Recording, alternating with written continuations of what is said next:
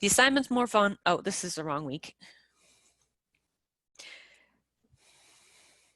And you could use some of these skills you are learning about in the assessment on the assignment, because it's just another way, another set of tools you can use in the vector drawing.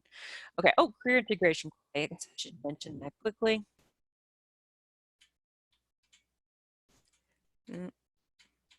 Where's the assessment? Oh, here we go. But I was going to briefly mention career integration quiz. Okay, so let's bring that up. It's the same kind of career integration quiz that you had in Design 104, I am sure. And it is just 3 questions. What did you find of the most value in the readings? This includes videos. In this course, and why? What did you find of the most value from the instructor lectures in this course, and why? And what did you find of the most value from the assignments in this course, and why? So 3 essay questions, but they only have to be about 50 words long. So just a sentence or 2. You don't have to get too involved. Just say what you thought was the most valuable. What do you think you will use most in your future design career? If you're going to say, well, I'm going to kind of focus on logo design, so I thought the shape tools, pen tools was of the most value. The video about the pen tools was of the most value because I'm going to be using the pen tool a lot in my future career, and it helps me get a basis for learning how to use it. If you thought the typing assignment was of the most value, and yeah, even for the same reasons, you're going to focus on logo design. You use type a lot in logos. I'm going to focus on logo design or typography in my future career, so I really helped to learn the basics of typography in Illustrator, etc. So it's a fairly straightforward questions. They don't have to be very long. And each one is worth 5 points, so another 15 points go towards your total. It's like, you sure you want to leave? You didn't finish the quiz. It's like, no, I'm not actually going to do the whole thing. And as always, if you have missed some of the assignments in the past, you can still turn those in. You can still turn those in till Sunday at 11:59 p.m. Mountain Time, because that is the kind of due date for the rest of the assignments in the lot. Ooh, I should mention that. Okay, so you can turn in late work for the assignments, but the end of the mod is Sunday at midnight. So at Sunday at midnight, the class uploader on the website will shut down. You won't be able to upload any assignments to it. So if you finish something at like 12:05 midnight, you won't be able to upload it to the class uploader on Sunday night. If that happens, you can let me know. You can send me a message or an email, and email it directly to me. So you send it to the allison.wright@independence.edu. Send it directly to me. I will add it in. I will take everything still on Monday while I'm doing the grading, but then I have to turn it in after that. So if you need more time after that, you actually have to get an extension, an official extension. And to do that, you have to kind of submit it in writing and get approval from like Dean and someone else in the red. I can't remembering the other person's name, but anyways, yeah, I don't have final says over extensions that go past the end of the mod. So if you do need an extension, let me know. I will fill out the paperwork for you. I can't guarantee it will be approved because that's not in my hands. If you that are just a little bit late and you need to turn it in on Monday while I'm just still doing the grades, yeah, I'll take it then. You can email it to me and I'll add it in. It won't be able to go on the uploader, but I can still add it in at that point. Tuesday, I have to turn them all in. So after that, I can't accept anything else, and I can't change anything after that. I wish I could, but that's the way it's kind of set up. That's where you got to do it. So if you are not going to be able to be finished and you need to finish by like Thursday or something, if you know you're going to be able to be finished by Thursday, you will have to get an extension. It will have to be approved. I will try and get it for you, but I can't make any guarantees because that's, they say in the military, that's above my pay grade. That's not my department. I can't do that. So I'll try, but anything else, you can't, anything else from the mod, any other late work, you can't still turn in until Sunday night. I will still take any of it. I'm not strict on that. I am very happy when people try to get caught up from things that they got behind on before. I love that. So I do not mind at all. So if you're like, oh, I'm sorry, I didn't get this done because of whatever the reason was, I don't mind. I'm just saying I just can't grant any extensions past like Sunday night, Monday morning for the mod. So that is the situation for the late work. So I will still take late work, but it does have to be in by the end of the mod if we want to get everything graded. All right, so any questions about that? I just want to make sure everybody knew that before I started going with the assignments and the assessments. Questions about late work? It's all good? Okay, so we'll start going with the assessment then because it's shorter, and then we'll go to the assignment, which is, well, I'll tell you about the assignment just because it's fun. And then we'll go on to the assessment. And this one you get to do, you can play with type on this one too. How much type actually depends on you. If you want to make lots of use of type in this assignment, you can. If you want to do more drawing, you can do that as well.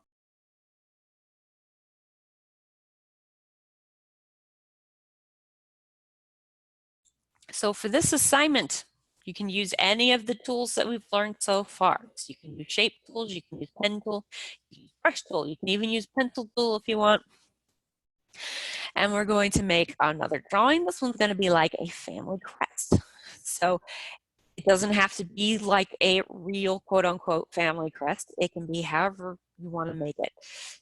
Just something individualized to you, your family, things that you like. We're just going to try to incorporate some kind of basic design elements, such as a background shield shape of some kind, a foreground ribbon or banner shape of some kind, a simple graphic symbol illustration which connects to your family in some visual manner. For example, if your family is from Florida, you could maybe make a symbol representing the sun because Florida is hot, so you can use the sunshine. You mean husband, wife? Sorry, I need specifics that time. You can decide. You can do that. You can do it for like your husband's family if you have his last name. You can do it for your family if you want to use your maiden name. If you want to use your husband's last name but still do it about your side of the family, you can do that too. We're flexible on about that. That's whatever you want to do.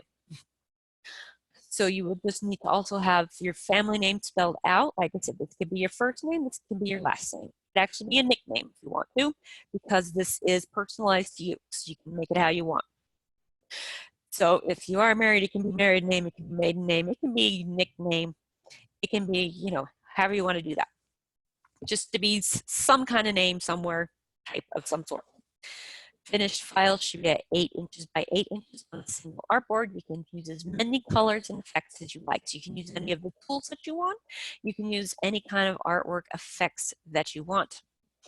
And before submitting your final artwork, make sure all text is changed to outlines to make sure your instructor can see the type that you designed it. Just like in assignment 3, when we did our little signatures with your names with the type assignment, we changed the outlines to make sure you can still see it when you turn it in. That's what let's talk about. All right, so I'll show you the assignment page. They use the Florida one here. They got a little bit more elaborate, had a little dolphin here. That's fun. With the sun and some waves in the background for the ocean. There's a couple of really short videos that talks about some of the tools. This one actually, I think, talked about live paint. I won't show the whole thing, but where is share computers down? Here we go.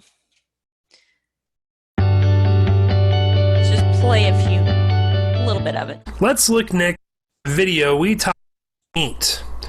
Earlier, in a different video, we talked about the fact that if I take this line segment tool and I make 4 lines, so this is what I'm talking about. Those need to have some stroke there. So these are all open paths because they're just lines. The Illustrator doesn't actually see these as, it doesn't see this shape in the middle. It just sees it as 4 lines intersecting. Okay, let's take this a step further and take a circle and put it over like that. So Illustrator will see this circle as a complete shape. Expand this line out past the circle. As a complete shape. So now we have several different shapes that we can see. There's a square here, there's these little places where the circle overlap it, but as far as Illustrator is concerned, those aren't anything. It's just lines that are intersecting. So live paint is a way for us to automatically cause Illustrator to see things the way that we would see them as human beings in the real world. Make Illustrator see those overlapping areas as shapes that can be filled. Okay. Now, there are some limitations to this, but in a lot of cases it can be very useful. I'm going to go ahead and I'm going to select everything. And then I'm going to come over here, and under my shape builder tool, I have the live paint bucket. I'm going to select that, and I'm going to come and put my mouse over what I've selected, and you'll see that it says, do you want to click this? Click this to make it a live paint group. When I click that, it turned it into a group. It's grouped now, so I can't really adjust it, and I'll show you after kind of what I can do. But when I put my mouse over these individual panels, you see how they now get this red outline. It understands that those are places that can be filled.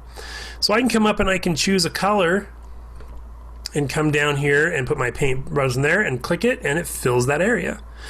Now if you look above my paintbrush, there's 3 squares. Those are my swatches, and I can use the left and right arrows to go through them if I want to, rather than going up to the swatches. Yeah, it's just an easy way So to we'll do that one swatches. purple, that one pink, give this one an orange, that one this lighter orange. This is how it works like And just go paint through bucket and give all Photoshop. these some different colors. So when I'm done with that, when I go out of here, the disadvantage is that it's not like a normal shape and paint thing. If I wanted to make adjustments now, like increase the size of the circle without increasing the other lines, I can't really do that easily. In fact, and this can sometimes be an advantage if this is what you want to do, if I go ahead and ungroup this, I'm going to go up here.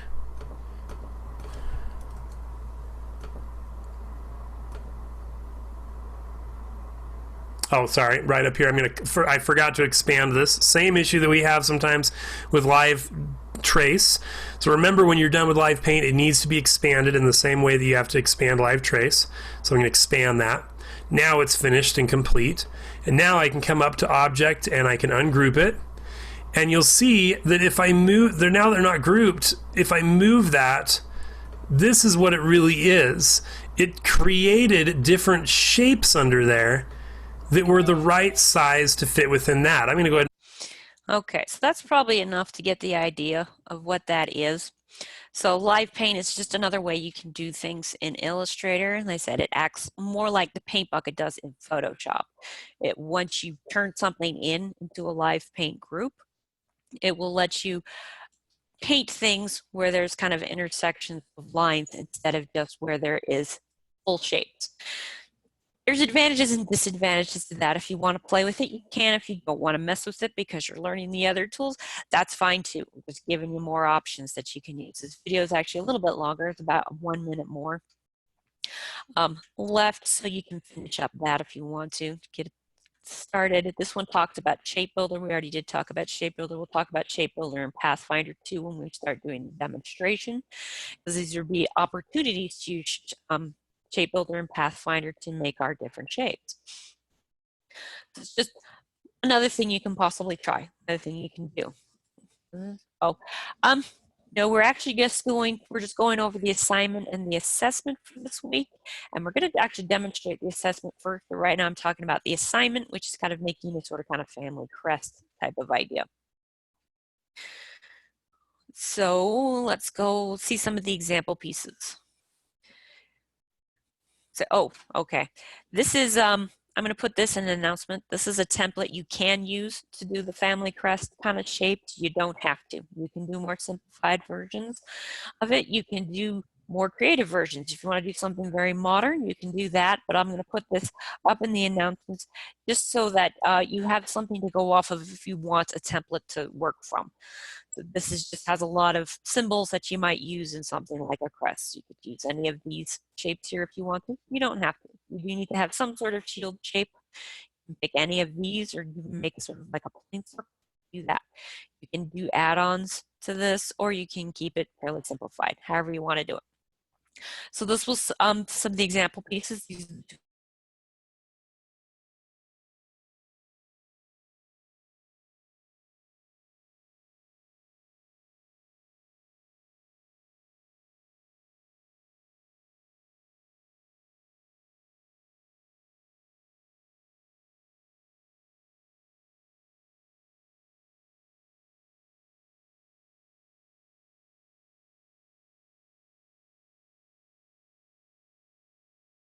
that sort of rhythm, they wanted to put Ireland here. You can do that.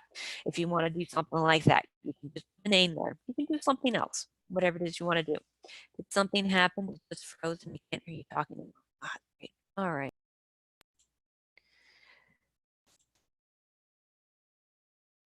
It's connected. It's got the strength. Mine too. All right. Okay, you can hear it now. I got a message saying the connection was unstable, but now it's showing I have like 5 bars. Okay, so you can hear me now again? Okay, well, that was weird. I wonder if it's raining somewhere. Okay, all right, well, I'll start again with the sample pieces.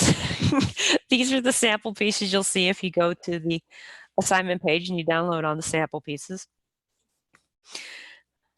As this one, it can talk about something like if you're where your family's from, if your family's from Ireland, and you know that, sample take 2. Oh yes, samples take 2. Next one, if you're not sure where your family's from, if you just want to do Ireland because you think that sounds like fun, go ahead. I'm not going to research anyone and see if you're right or not. That's okay. If you know your family's from Ireland or husband's family or cousin's family, because this is just kind of like things that you want, things that you like, more things to express yourself and practice with drawing tools. That's the most important part, is practicing with the drawing tools and combining things together and combining shapes together. So the person designated with the family from Ireland, so they did like the ribbon and the shield, that Ireland on there, wrote their family name up here, used a very kind of traditional kind of black letter. That's what the font is called, a black letter font that looks really old style. I'm Irish and German, and my husband is Russian, so it'll be fun. So yeah, you could do all 3. You could pick one. You could even do something else. So yeah, you could go nuts with it. Have fun with it. This is the most important thing, is we're practicing the tools. So have fun with it and practice the tools. They made this shamrock shape, which is fairly simple to do, more or less. Use like, yeah, simple. Some things simpler than others. If you want to try something simple, keep it simple. If you want to try something more complicated to challenge yourself, like maybe these up here. So this person here is emphasizing the fact that they were in the Army. They're not talking about where their family's from. They're talking about the Army because that's what was important to them. So you could do that if you want to do something like that. So this is kind of the shield shape that they used. Here's the ribbon, their ribbon banner thing. It's just stayed all inside, and some stars. Stars work for the Army. Family name and the big, more modern letters. This is a modern kind of sans serif, but still a fairly thick font. And they didn't use the black letter type letters at all. And then they had these little machine guns here because that's something for the Army as well. So if you do want to do something like this, that is fine too. So they didn't even talk about their kind of family, where they came from. They talked about what they did for a job. What was it? Something else that was important to them. If you wanted to do something like a basketball, because you like basketball, you can have a basketball in there. However you want to do it, you can be creative with. So that is the assignment. The assessment, we'll show you how to do the assessment first, then we'll go to the assignment, because the assessment, fairly straightforward, shouldn't take too long. There is a little demo video for it on the page. Oh, this is not there anymore. We're actually just, okay, we'll pay attention to this part. I need to change the slide. This was the original assignment that they changed. So you don't have to do that anymore. So if you've read anything about making a video, don't listen to that. We're just going to create a series of shapes just like this. We're going to make some plain old squares, and we're going to use the transform and distort tools to change them into different shapes and then stack them together to kind of make a 3D shape. Now to do this, it might look complicated, but you can download a worksheet right here that tells you exactly how to do this step by step. So how you can work with the more exact distort and transform tools. So transform tools can be found in several places in Illustrator. I like to take them out and have them out all open, but you can also find them in the properties panel, clicking on them. And they'll appear once you click on the shapes. You can do it that way if you want to. You can bring it out so you have it always there. And you can find it under free distort. It's free transform tools, perfect to distort, and free distort, the most powerful distort tools. Puppet warp, we're not actually going to be doing the puppet warp in this assignment, but that is another distort tool you have. That's something else you can play with. We're going to keep it fairly simple. We're using mostly rotate and shear, etc. This is the download. This is the assignment page. So it tells us exactly what to do. So we're just going to follow that. So create a new Illustrator document, 8.5 by 11. Create 3 squares that are 1 by 5 by 1 by 5 inches. Pick 3 different colors for your squares. Don't have any strokes. To create dimension in this project, start with a lighter color and then a darker color and then a slightly darker one. And then it tells you exactly how to transform it. So transform all heights to 86.062%. That's very precise. It's very precise because we want them to all line up at the end. And that is also to show you that you can get very precise with some of the transform tools. Oh, I have to get going. Okay. Yep, I will post it up as soon as it is ready. It's been later recently. Zoom has been taking longer to process the video, so it might not be up until like 7 or 8. It's been taking a long time for them to process and do the transcript. They're writing it out on the side. So yeah, I will post it up by the end of today. And it's just been taking longer than usual.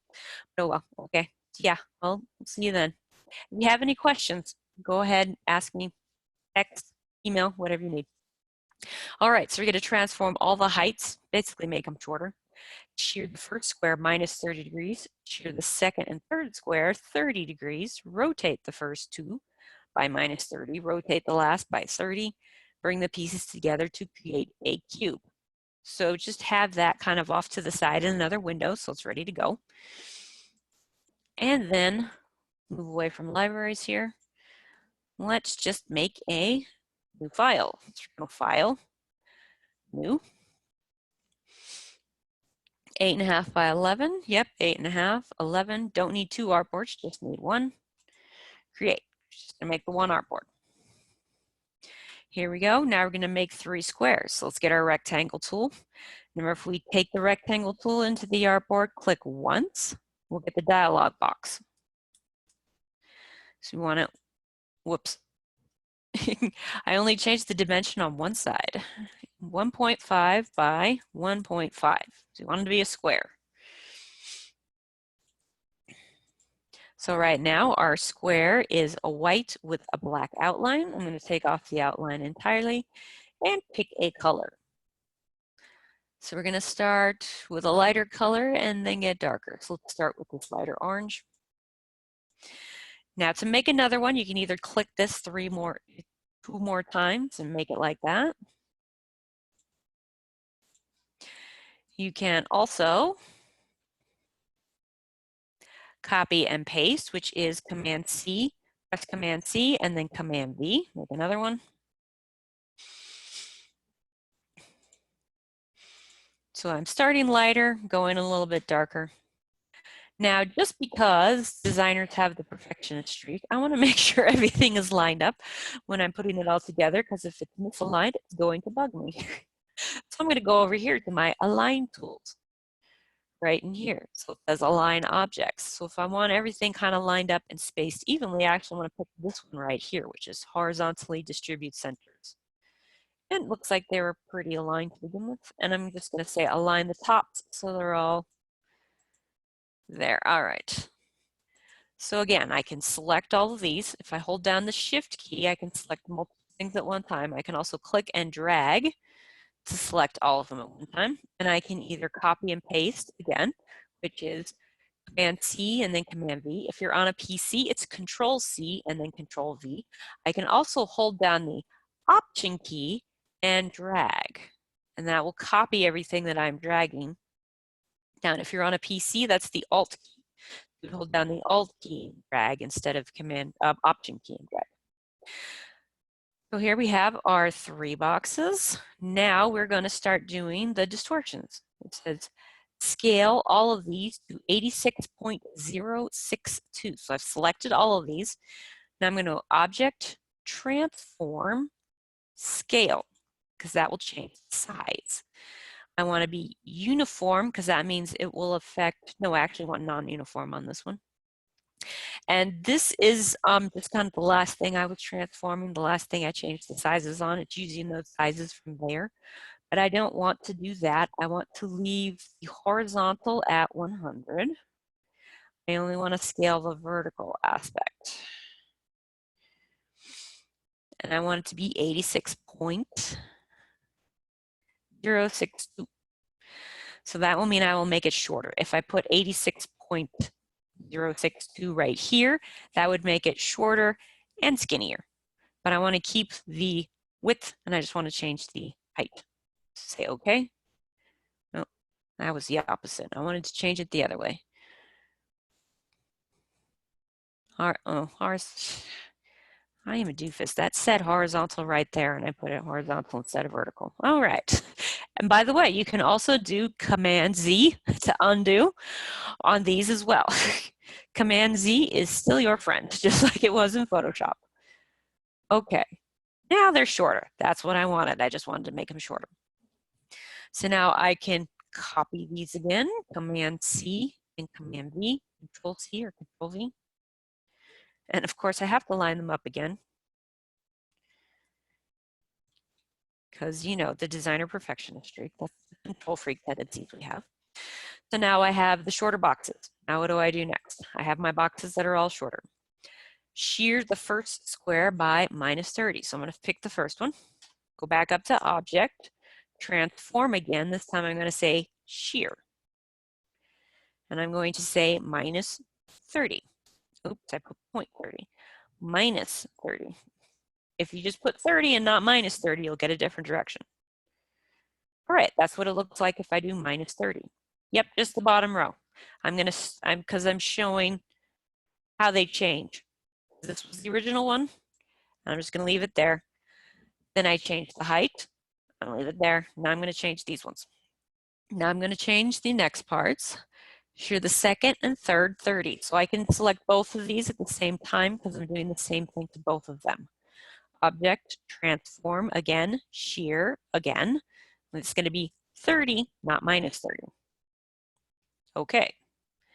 And I've got to move it over because I can't have them overlap because designers are control freaks.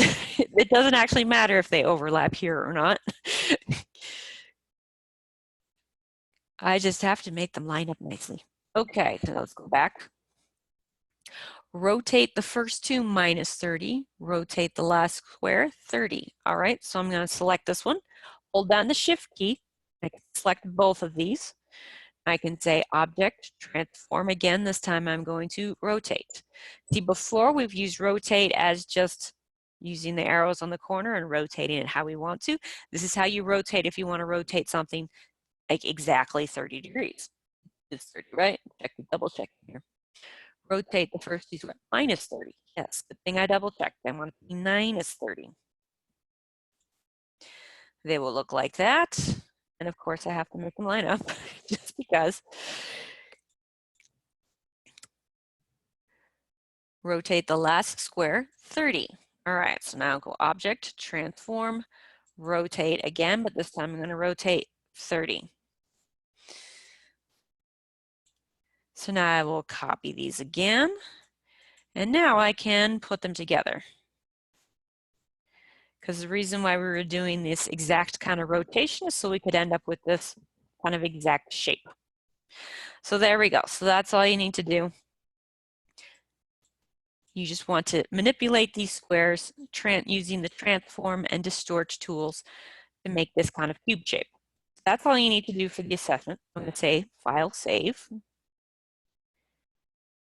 And week 4 assessment.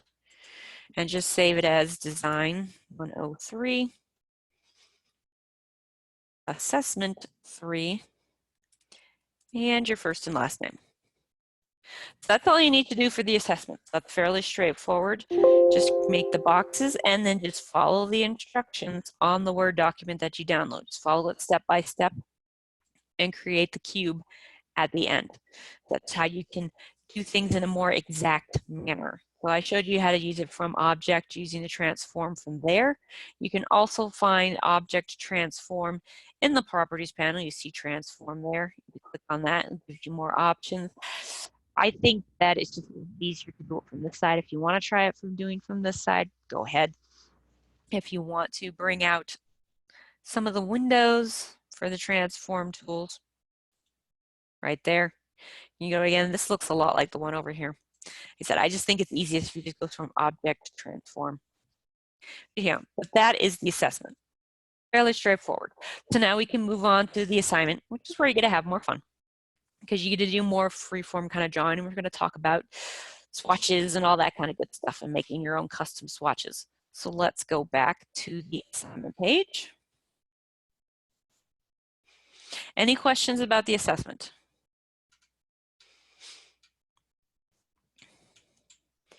It's fairly straightforward, but if you do run into a problem, let me know. We can go over it. You can meet in Zoom, or you can just tell me kind of what problems that you were having. Okay. All right. So now we can go on to the fun one. You shouldn't call it the fun one, but yeah, it's the fun one. This is the assignment. This is where you get to be creative again. You get to express yourself some more, just like with the portrait, only this time you don't have to actually do faces if you don't want to. You can do everything in kind of shapes. Because I know sometimes trying to draw faces in portraits can be a little bit intimidating. Because, you know, you can tell easily if something, proportions or something looks off the face. On a tree, not big of a deal. So if you're doing like a tree, something like that, that's fine.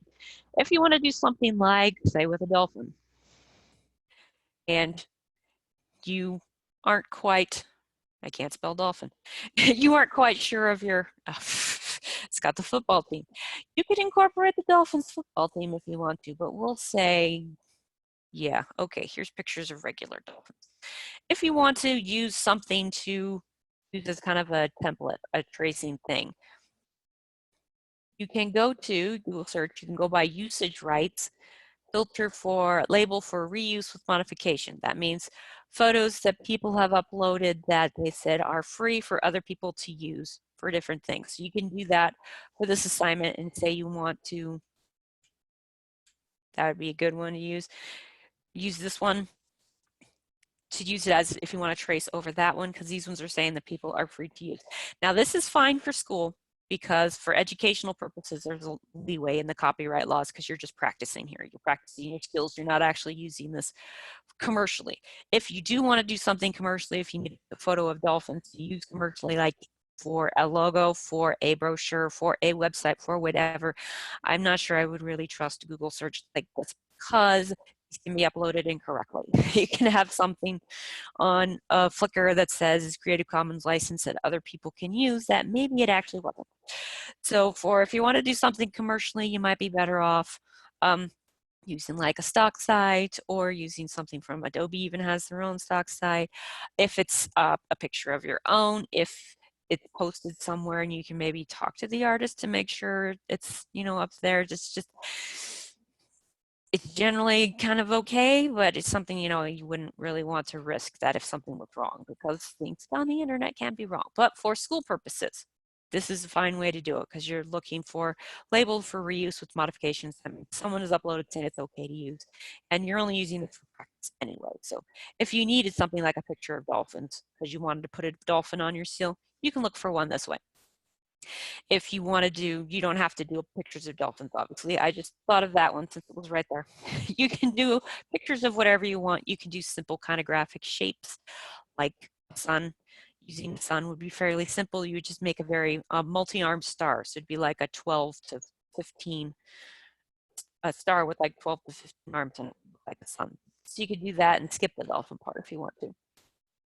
I will upload that image of the template that you can use for the different shield ribbon designs. I will put that up in the announcement. If you want to use that one, you can try it. For this one, let's just get started now. It is going to be 8 by 8 inches on one artboard. So let's go File, New. And we'll change this to 8 by 8. It's Illustrator, so we don't need to worry about resolution, nothing there. One artboard. Say create. So here's the artboard. If we were going to use that template, we would bring that in. So we'd say place. And I have it saved in the assignment folder. I'm actually just going to put this off to the side because I'm not really going to use this. I'm just going to show you how you can. Actually, it'd be easier to do it this way. So let's go over to layers first. So we've got our layer 1. Let's make another layer that we will designate our template layer. So let's go back, layer 1 here. Now we will place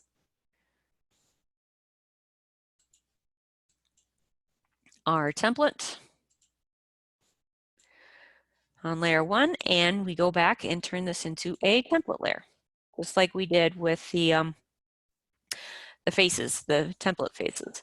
So you can place that as a template layer right there, and you can use that to trace any of these shapes that you want to use, or you can come up with your own. That's up to you. If you do want to do it that way, make your own little template layer like that, then do all your drawing on your layer 2 on the top. So I'm just going to start with making a shape. So I'm just going to make a big circle right here. This is going to be my shield shape, but I'm going to mix it up. I'm not going to make it just a plain old circle. But I will show you how you can use a Pathfinder or Shape Builder to make any of these out of shapes. So first I'm making this big circle. Now let's say I want to kind of cut off the top of the circle. So I want to make it basically shaped like this. So I could select that. Now I showed you how to do this in Shape Builder. So if you went to Shape Builder, go like that. Hold down the Option key. If you're on a PC, it would be the Alt key. If you hold it down, that will delete that section that's highlighted right there. Now I have a flat top of my circle that I can make a shield with. If I wanted to use my Pathfinder tool instead, this is not showing Pathfinder, but I can go over here and get it on this side. Pathfinder window. The window heading right here has all the different panels. So if you're looking for a panel that disappeared, you can find it in the Windows panel, because you can close the panels accidentally without meaning to. And if you're like, where did my color panel go? I cannot find it. You can find it again in Windows. So I have gone and gotten the Pathfinder panel. Pathfinder does some of the same things as Shape Builder tool does. It lets you combine the shapes or subtract the shapes in different kinds of ways. It has lots of different options. This one says unite. This will combine shapes together. This one says minus front. That means it'll get rid of the front shape, the shape in front, which would be the top. That works for this one. You can also use this one. It's called divide. It splits up all of the shapes into components. And you see we've got rectangle here, circle here, circle here. If I say divide, I click on that, and I ungroup. You have to ungroup. And it will separate them out into all of the shepherd shapes. So now I've got this shape, and this shape, and this shape. I use Shape Builder most of the time, but when I use Pathfinder, I usually use Pathfinder for the divide options. If I want to split things up into several different shapes, it works easily that way. So I'm just doing Command Z to undo, show you all the different options. So this one here, just like in Photoshop, if you hover over these, it'll tell you what it does. So this says intersect. And sometimes it will give you this message, say, well, this Pathfinder tool actually didn't do anything with this image, because sometimes it won't. That one worked almost like combine, but it works in a different way. Divide, I just showed you. Trim, got rid of almost everything. So there are different options you have in Pathfinder than you do in, but it's actually still there. Just erase arc stroke. And you can kind of scroll through them and see if that one created this intersecting shape right here. So there are different options in Pathfinder. The basic options you can do in Shape Builder. So it's kind of whatever you want to do at this point, because you can make the shape, your shield shape, more or less look however you want it to. And oh, I actually in Pathfinder, not in Pathfinder. I'm just Command Z, I'm undoing everything again. Going back to Shape Builder. If you want to combine shapes in Shape Builder, I just realized I haven't actually showed you how to combine shapes in Shape Builder. You can combine them in Pathfinder like here. In Shape Builder, if you want to combine shapes together, you click and drag for all the shapes that you want to combine. So since I did not drag into the rectangle up here, I didn't combine that rectangle. I just basically made a circle again and made a cutout of this rectangle here. So now there's a circle cut out of this rectangle, which sometimes you want to do because that will let you do more elaborate shapes and more that are kind of nice and symmetrical as well. Because some of these things that you want to do with a pen tool, it's hard to get them to become kind of completely symmetrical looking, and you can do that better if you use the shape tools and combine them together. So if I click and drag all of these together, then it will combine all of them together. So if you wanted to add something like a bar to the top so it looks a little bit like a police badge, you can do something like that.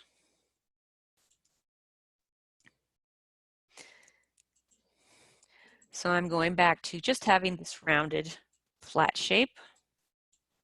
So I think that's a good starting point. Then I'm going to get my pen tool, get my anchor point tool. I'm going to turn this into a straight corner as opposed to a curved.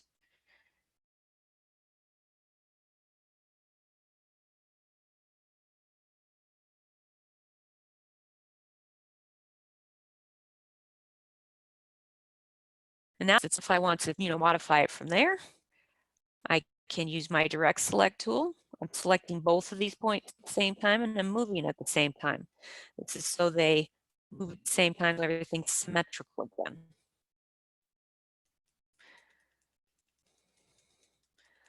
So there we go. So that's a pretty, again, straightforward. And if your shapes, if your dots, if you start moving them around and they are no longer lined up and you want to line them up, you can actually use the align tool with actual points, not just with whole shapes. So I actually think I did not move them all together for some reason. So I can select multiple points by holding down the shift key. So click one, hold down the shift key, click the other one, and I can kind of align them to the top, align to the bottom. It's going to be the same either way. Move them around in different ways. So you can move the individual anchor points as well as moving kind of the whole shape. I'm going to keep Pathfinder out here for this project. I am also going to bring out Type tool, the Type panel, and Swatch. Because I definitely know I want the swatch. And I can kind of dock these in if I want to, or I can leave them free floating. That's part of customizing your workspace. Maybe I want to move these over here because I'm not really using that, so I don't mind covering it up.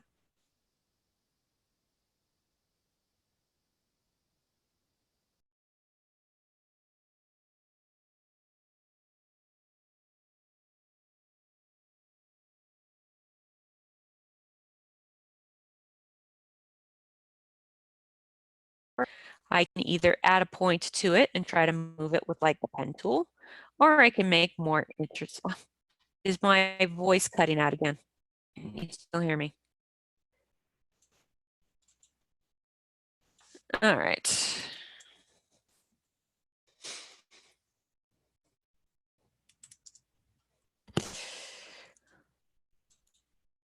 So the colors of the different shapes aren't important right now because I'm just looking at where I want everything to kind of intersect. So I can try to manipulate this with the pen tool or the direct select tool, or I can try to change it with the shape tool. So maybe I want my shape to curve just a little bit. So I could select both of those again and I can go to my Pathfinder again. I want to click divide. Get rid of that one, get rid of that one. So now I have a different shape.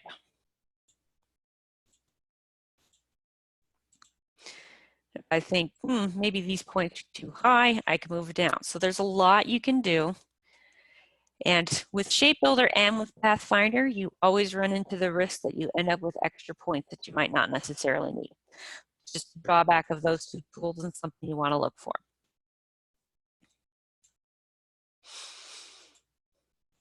So that is another thing you can do. So you can change it around. You can keep changing it even after you have finished it. And if you decide you didn't like it that way, you liked it better the first way, you can just do undo again. So you do Command Z, tell you undo, because maybe I liked it better flat.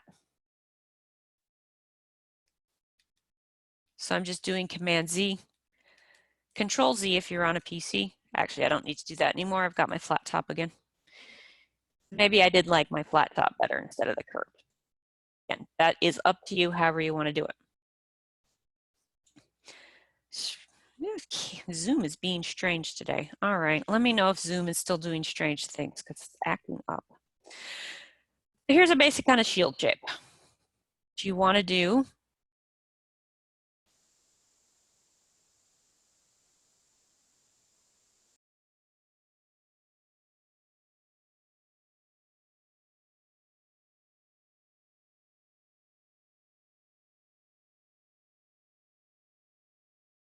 some kind of symbol, like having the Army, the US Army in there. So we've got our shield for right now, so we'll leave that there. Colors, this is where we're going to talk about swatches. You can do your shield as a solid color. You can do a swatch or a pattern. Well, swatch, you can do a solid color or a pattern. So say, maybe I want to do blue, or maybe I change my mind, I'm going to change it to green. Maybe I want to change to some sort of pattern here. If you want to look for extra patterns, remember the patterns you can find in the swatch library under patterns. Decorative, let's see what we got under decorative. Maybe this one, maybe that one, maybe like that. If you are making a pattern like this and you want to change the color, you can go to root color. Maybe I don't want quite as much red. Maybe I want to have more green. So you can basically do kind of whatever it is you want to do. The internet has told me that, right, my name is Scottish. So I'm going to go with that. I'm going to go with a Scottish theme, even though I don't actually know if I'm really Scottish or not. It froze for a minute again. I don't know why Zoom's being weird on me today. Yes, let me know if it does that, if it keeps doing that. It's back to normal though, right?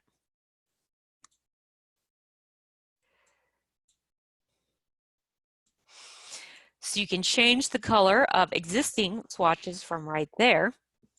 If you want to make your own pattern, your own kind of swatch, you can make custom patterns in Illustrator. You can actually make custom patterns pretty easily. So let's make some custom patterns. Whoops, didn't want to do that. Not yet anyway. So you go Star Tool, switch to yellow, and then make some yellow stars and make different sizes. Let's just make these 3 stars right here. Take off the outlines. And if I have my 3 stars right here, I select all 3 of those stars at once, click and drag all of those stars into my swatch panel. And this will make a swatch right here. So now watch, when I select my shield, click on those stars, now I've made stars. I've made my own custom swatch panel, my own custom pattern swatch panel. So this is how you can make your own custom panels in Illustrator. You basically select more or less anything, put it into your swatch panel, and it will create a custom swatch. So anything that you make another just big star. And if I select that swatch,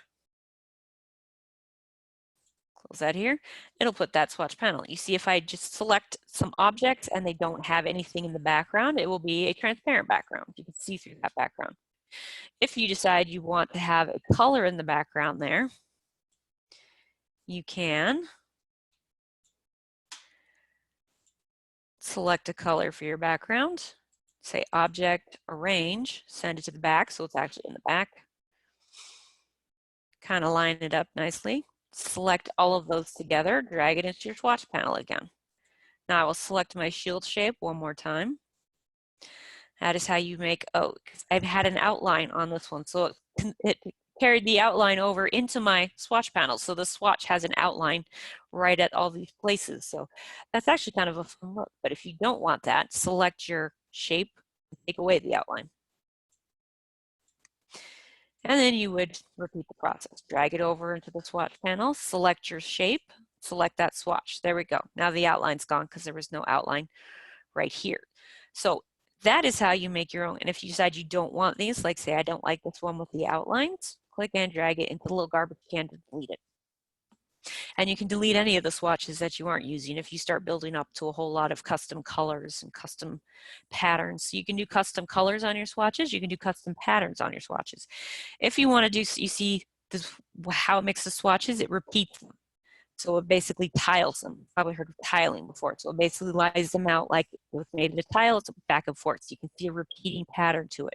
So if you want to make something This is technically a seamless swatch. A seamless swatch means all the patterns line up together exactly. So you can do simple kind of seamless patterns by just making sure nothing touches the edges. If you want to do something that's a little bit more complex, like maybe stripes or a plaid, since I said I'm going for my whole little Scottish theme, since the internet said my name is Scottish, so I'm going to go for a Scottish theme. Why not? If you want to do something like that, then you still do the same process. You will still make your own little pattern, line it all up, and then put it into your swatch panel. You just have to be more precise about how you line it up to make it be a true seamless swatch. So I'm going to delete this one. If you really want to do a seamless swatch and you want to make things line up more precisely, you usually would start with a square shape. So if you want to do a square shape, so it'll line up on both sides and the top. I'm going to make this blank right now. Actually, I'm going to make this a color in the background because I'm going to make a plaid. So I'm going to zoom in now so you can see it better. Because this one you might have to line up a little bit more precise. What size did I make this? Let me check. 2 inches by 2 inches. Okay. So I'm going to make some stripes going one way. I want them to all be 2 inches high, but then I want the width to be of 1/2 inch. And I'm going to make those green. Now, if I want them to line up precisely on each side, I actually don't want to use the same size here. Because if I do that, I'll select that, I'll pull it into the swatch panel, and then I'll show you what happens. This is the tricky part of a seamless swatch. You see where these swatches tile up, these edges are thicker because it's basically repeating this line right here twice. So these sides end up being twice as thick as the middle. So if you're doing something like this, you want to have your edge pieces be 1/2 the width. So I'm making these ones 1/4 inch instead of 1/2 inch.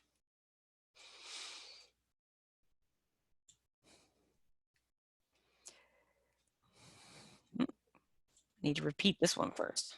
So I want these to line up on the edges. And I will use my align panel to make sure they are like spread out evenly, distributed evenly, and align with the top of the swatch. So I'm going to copy those two, paste, and now I'm going to use my rotate tool. And I'm going to double click on it because I want it to rotate exactly 90 degrees. This is just an easy way to do a plaid. Because here we go, we'll reduce the opacity. You can reduce opacity in swatches. I can reduce the opacity on these ones. And then you kind of get that interaction that you would get with a plaid. And I want to make sure everything is lined up nicely. And that's a basic kind of plaid pattern. I think that works, so I'm going to select all of them. Remember to select all of them. Drag them into the swatches panel. And as you saw when I looked through the swatches library, there are some plaid patterns there, so you do not have to make a custom pattern, a custom swatch, a custom pattern if you do not want to, even for a plaid or for anything else. But I just want to give you that option because it's another tool that you can use in Illustrator. So I've got those. And once you have done a custom pattern like this, if you want to change something about your shape, the pattern will automatically change with it. So if you do that, I don't like that. That wasn't what I was trying to do. But if you do that, you see the pattern automatically changes with it because the pattern conforms to the shape because it's a pattern swatch. So this is the reason why you might do a pattern swatch and not just align the shape to it itself. So I'm just trying to get rid of some of these extra points that we don't need. Nope, did it again. Oh well. Then I want to move on to the patterns. Also, sometimes when you make custom patterns in Illustrator, you'll see some of these hairline lines here, very thin lines. That could be because your pattern is not quite lined up exactly, but sometimes even when you do line up your pattern exactly, they'll still appear. Just as kind of a glitch in the way Illustrator displays things. Actually, I think this one in the center might be an actual line that's a problem. That's not lining up exactly. Because if you zoom in and zoom out again and then the lines disappear at different points, if you zoom in and they disappear and you zoom in again and they reappear, then it's probably just a rendering type of error. If you want to avoid the problem entirely, you can just make sure nothing lines up there. But a lot of times it's just a rendering error. So it's not something that's actually going to show up when you're printing or anything like that. And actually, I think this would be a funner idea anyway, just because I got a new idea. 2, 3, 4, 5. I'm just counting the times I spoke to. So you can easily make custom swatches like this. You can make stars, anything related to whatever you want your pattern to be, however you want it to look. I do like that one better. Okay. So you see you get a different effect the more times you move it around. And you can make as many custom patterns as you want to. And now it's freezing up again. Okay. Now it's back. You can make as many custom patterns as you want to, so you can try out different ones. And if you don't want any of them again, you can delete them out of your swatches.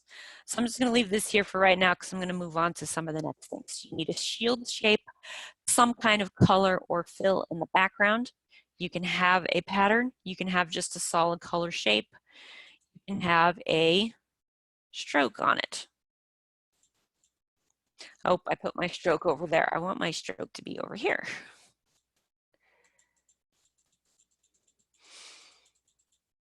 You can have a stroke like this.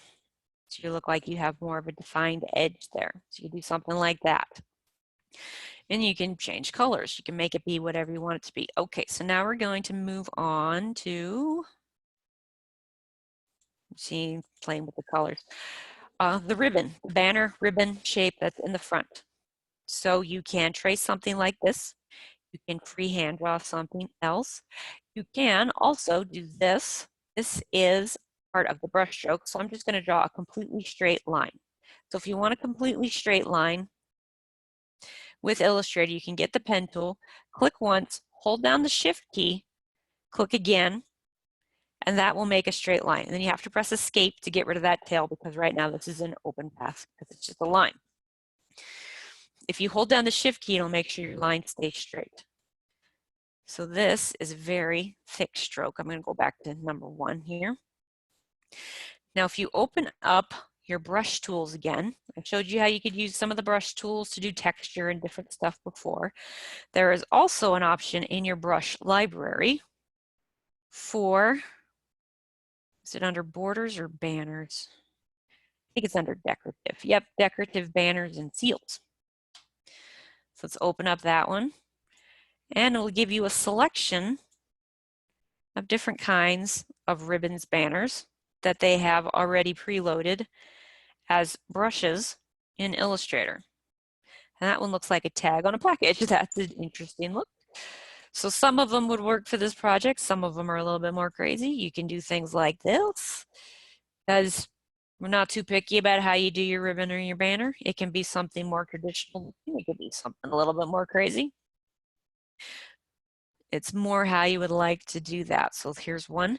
And when you make it as a brush stroke, while it is still a brush stroke, you could do things like change size of the stroke. So now it's 2 points. So that made it a lot fatter. When you do something as a brush stroke like this, you want to make sure you don't have a fill because that will end up with funky colors in strange places because it's an open path. Remember, open paths can give you issues with fill colors because if it's an open path, Illustrator doesn't know what to do with it when you want to put a fill color in. It'll say, where am I supposed to do this fill color if it's in a complete shape? So it'll end up in kind of crazy places. You can also, even though you see here is your actual stroke that you used, the line, you can change that. You can change that line. You can add points like with your pen tool. So if I go right to the center here, I click, I tried to drag, it didn't make it round. I want to make this have handles. So I'm going to go to the anchor point tool, click and drag. Now I've got anchor point to make it a rounded curve.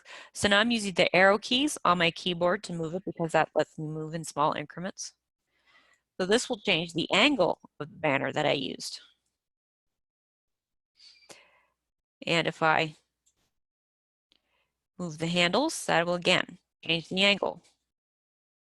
See, it changed the angle a lot, and now it's completely curved. Now it's a complete kind of S curve instead of being a kind of C-shaped curve. I think I like this one just fine, so I'm going to stick with that one. I don't want it to be curved up quite so severely, so I'm lowering it down again. And I can still change the size of it with my arrow tools. And I think my point wasn't quite in the middle all the way,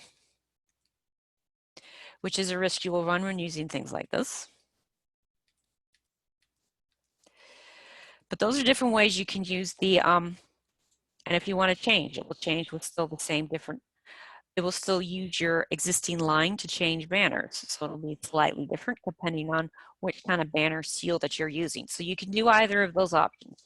You can do something like retracing the ones in the template. You can make your own by using the shape tools or the pen tool, or you can use ones on the brush strokes.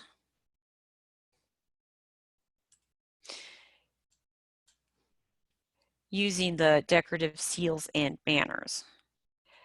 And usually with these, once you are done with them, you want to expand them.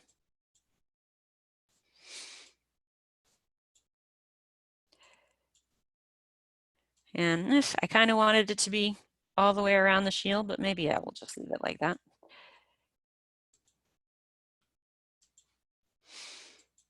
You say you potentially can go in all sorts of crazy angles and might end up changing it in ways you don't like.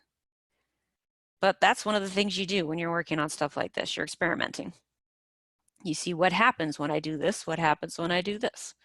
What happens when I move it this way? Because this will give you more familiarity.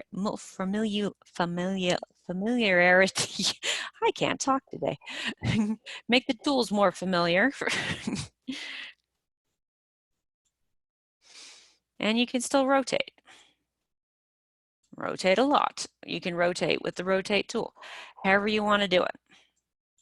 So the different ways you can do things. Once you get it the way you like and you think you want to keep it that way, you'll do it there. Then you can switch this, turn this into a vector shape as opposed to just a brush stroke by using expand appearance. And so say maybe I don't like these red parts. Maybe I want to change the color on the red parts, so I can just select all those red parts, change it to a different color. Maybe I want to change them to, and I accidentally clicked on some of the banner shapes. So I'm going to switch those back. This, I don't want to turn this into white. I want to make this a different color. I want to make this more kind of like a parchment color. So I'm going to lighten this up quite a bit.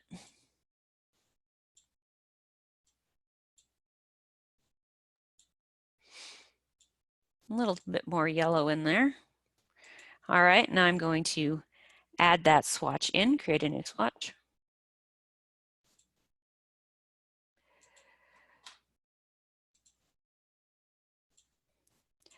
So I can keep that swatch. Again, so I can make this part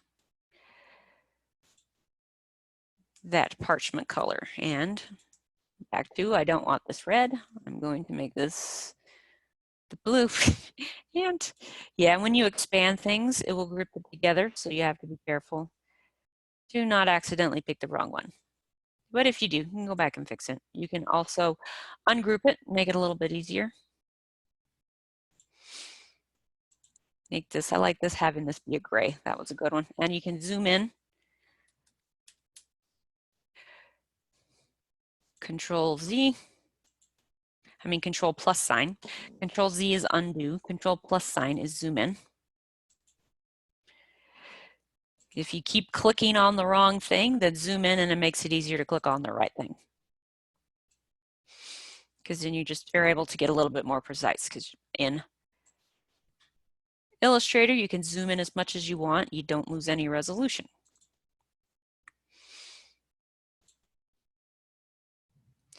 I'm gonna make this slightly darker. That's a little bit darker than I intended, but that's all right.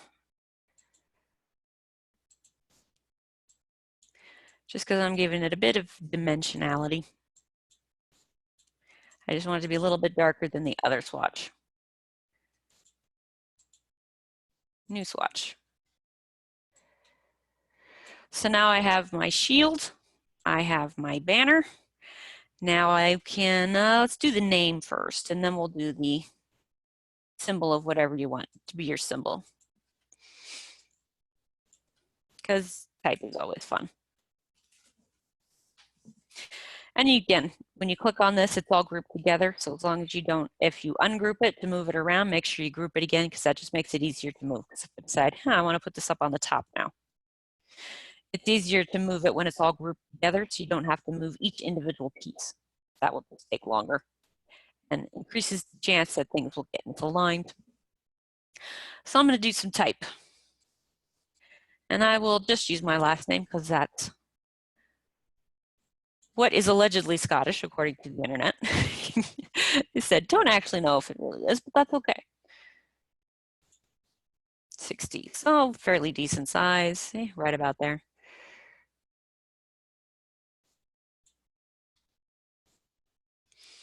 I'm gonna make it a tad smaller.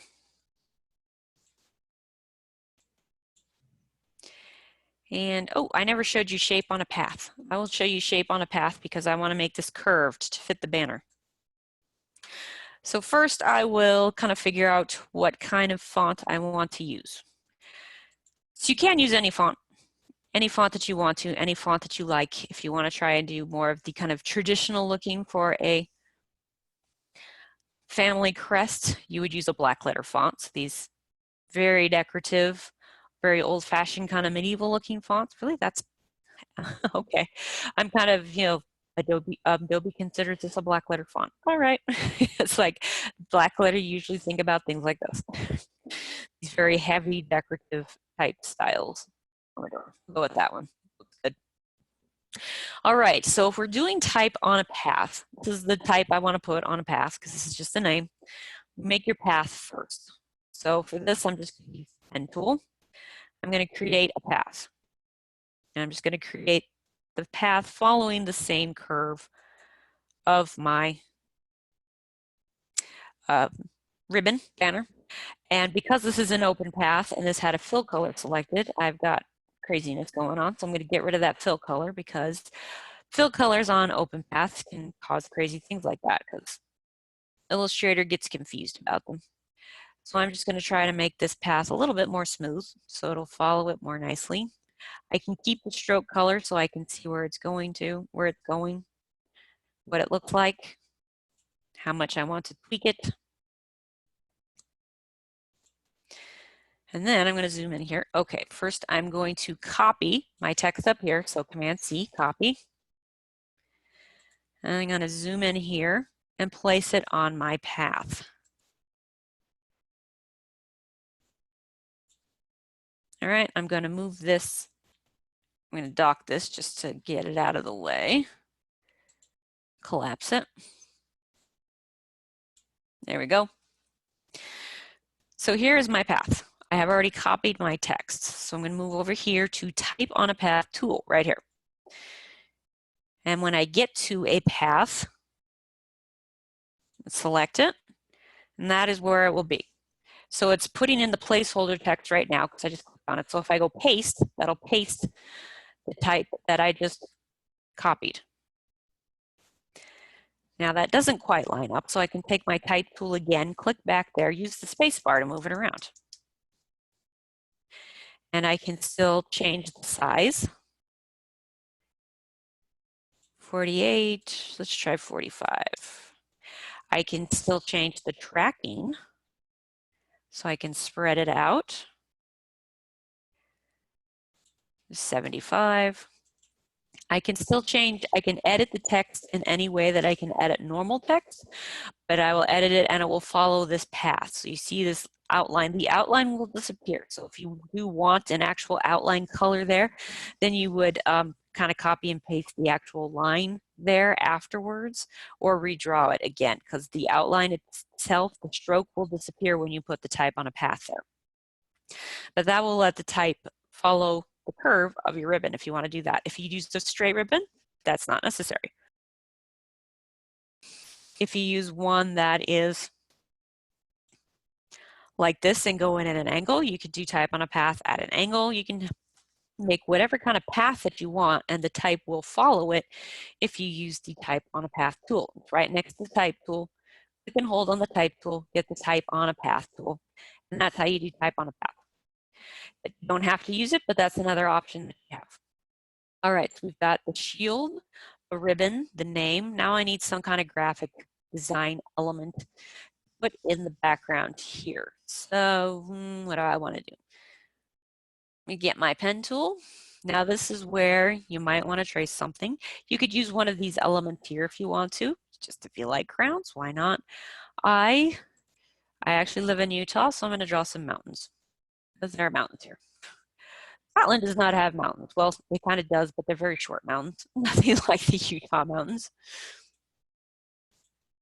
Now I am deliberately drawing these mountains bigger than my shield because I'm going to use Shape Builder Pathfinder to even it out, not the edges here, to make them match more exactly. So I'm having it go over the edge on purpose.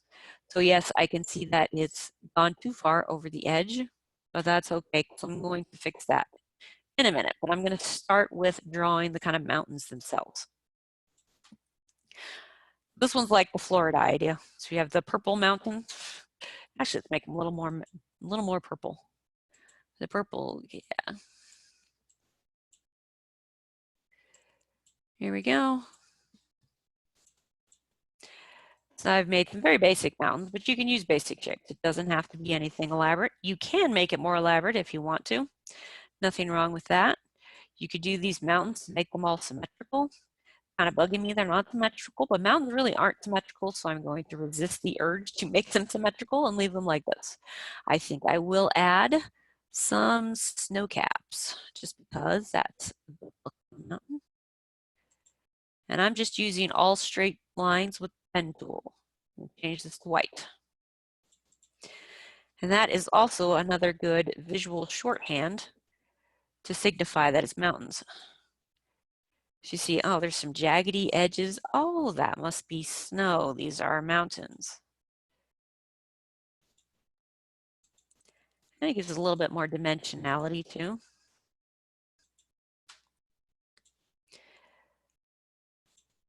And you can always move them around as well, because anything you draw with the pen tool, you can move around. It doesn't have to stay exactly as you drew it. If you decide you want to change something about it, go ahead and change something about it. That's one of the good things about Illustrator, is it's easy to edit your shapes. So I'll use the direct select tool to move the individual points. I would use the select tool to move the entire shape. So if I just want to move this whole, whoops, I clicked on the wrong thing. If I wanted to move this whole mountain cap down, I would use the select tool, the black arrow. If I wanted to move just one of the anchor points, or several of the anchor points, I would use the white direct select tool.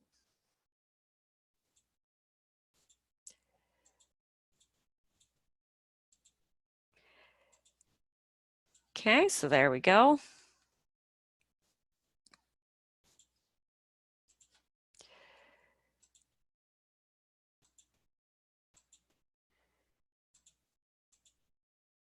There's a lot of snow on this mountain here.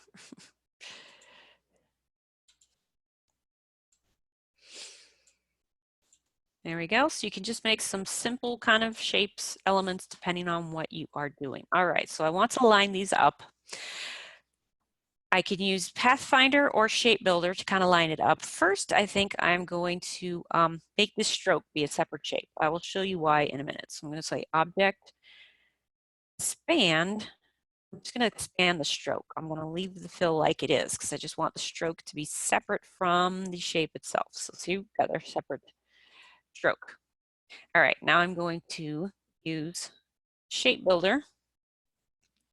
Here, I'm going to ungroup my shape and my stroke because I want them to be separate. That was my whole point.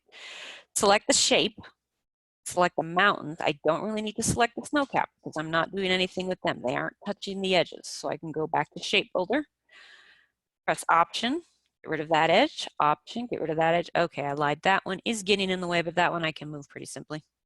Just there.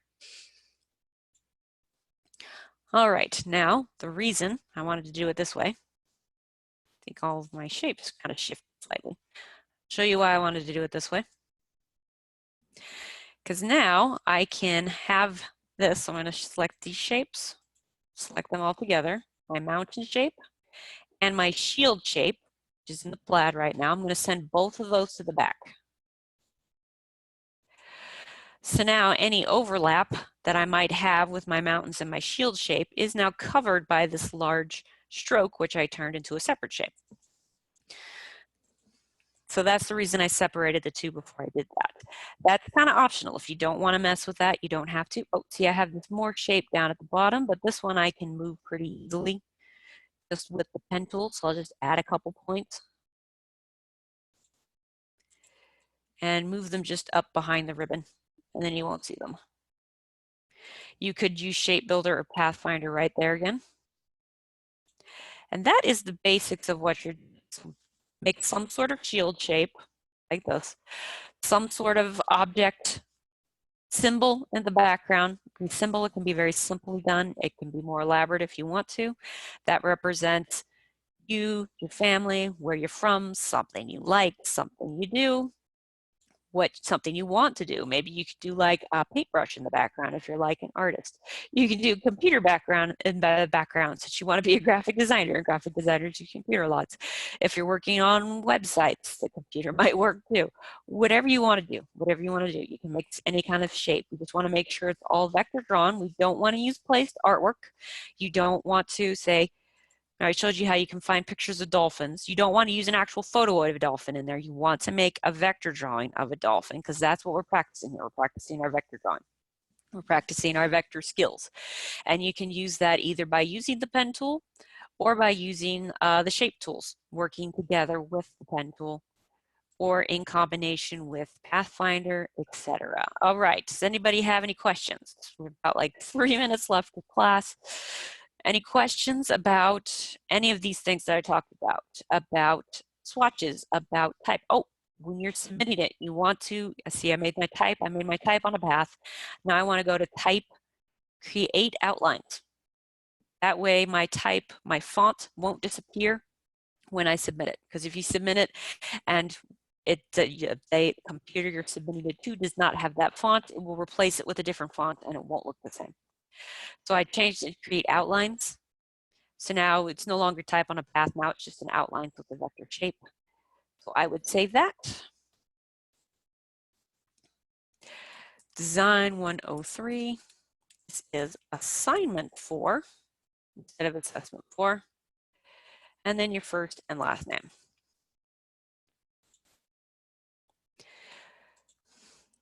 So that is one thing you want to remember to do. You want to remember to whatever text you might have in your design, change it to create outlines. If you have more text, like up on here, over your object, if you used extra text, convert all that text to create outline too.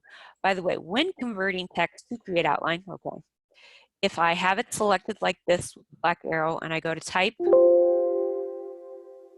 all right, it didn't save, so I'll have to try it again. But I'm going to tell you something about create outlines. So here's my type. I want to change it to create outlines. Oh, it's under type, not object. Create outlines. It'll create outlines. If you select it like this, it will not let you do create outlines. I don't know why, but that's just a quirk of Illustrator. If you highlight it with the text tool, it will not let you change it to create outlines. You have to select it with your direct, no, it's not even the direct select tool. You have to select it with the selection tool to change it to create outlines. If you highlight it with the type tool, it won't work. Don't know why, but that's what it does. So I'm not going to fight with it. I'll just tell you that's how you do it. Okay. So if anybody had to get rid of that, don't need that anymore. Do you have any questions about the project? Any questions about the assessment or the discussion question? Anything like that? Because we're just about out of time, so we just made it under the wire. It's like, so okay, so everybody understands perfectly. If you do come up with any questions, because I know it's very easy to come up with the questions after class. Let me know. Our next multi-session is tomorrow, Wednesday, from 12 to 2. And the last multi-session we're having is going to be Friday, 10 a.m. to 12 noon. And also you can schedule a time for a if you can't make either one of those, you can schedule a different time for a multi-session. Just let me know. You could also schedule a multi-session with Shannon, our lab instructor, and there is also the tutors. So lots of different avenues you have if you need any help, if you have any questions. So don't be afraid to ask either.